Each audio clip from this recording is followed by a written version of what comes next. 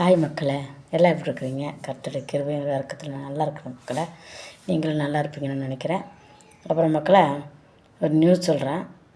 அதாவது இந்த கர்நாடகா மாநிலத்தில் ஒரு கிராமத்தில் குழந்தைங்க குடிக்கிற ஸ்கூலு டேங்க் இருக்குதுங்களா, தண்ணி டேங்க், அதில் வந்து பூச்சிக்கொல்லி மருந்து கலந்துக்கானுங்க.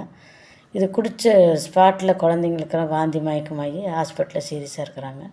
என்ன ஏதுன்னு தண்ணி எடுத்து செக் பண்ணி பார்க்கும்போது அதில் பூச்சிக்கொல்லி மருந்து அடிச்சுக்கிறாங்க. அது பக்கத்தில் பாட்டில் எங்கேயோ போட்டு தூக்கி வீசிக்கானுங்க.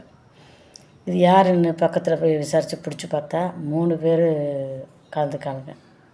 ஏன்னு கேட்டிங்கன்னா, அந்த ஸ்கூலில் படிப்பு சொல்லிக் கொடுக்குற ஒரு வாத்தியார் வந்து முஸ்லீமாமா, அவரை வெளியே எடுக்கணுமாமா.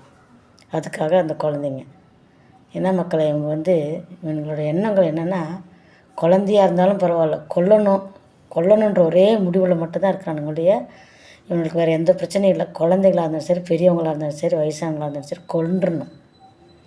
இது என்ன உலகம், என்ன சங்கிங்கன்னு என்னென்னு ஒன்றுமே புரியல மக்கள். இவனோட எண்ணங்கள் என்னன்னு ரொம்ப அக்கிரமானியாங்க நடந்திருக்க மக்கள். இவனெல்லாம் பார்த்த உடனே சுடணும், அப்படி இருக்குது ஜனங்க. குழந்தைங்க, பச்சை குழந்தைங்க என்ன பாவம் செஞ்சுச்சு?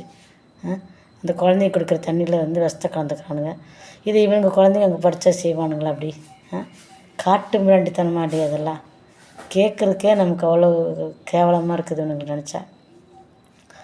என்னன்னே ஒன்றும் புரியல மக்களை. ரொம்ப அக்கிரமங்கள் அநியாயம் நடக்குது. கொலை, கற்பழிப்பு, இது 3 தவிர நாட்டில் ஏதாவது நல்லது நடக்குதான்னு கேட்டால் செய்திகள் எடுத்துகிட்டா இது மட்டும்தான் வருது. அதுக்கப்புறம் ஏதோ 1 2 நல்லது நடக்குது.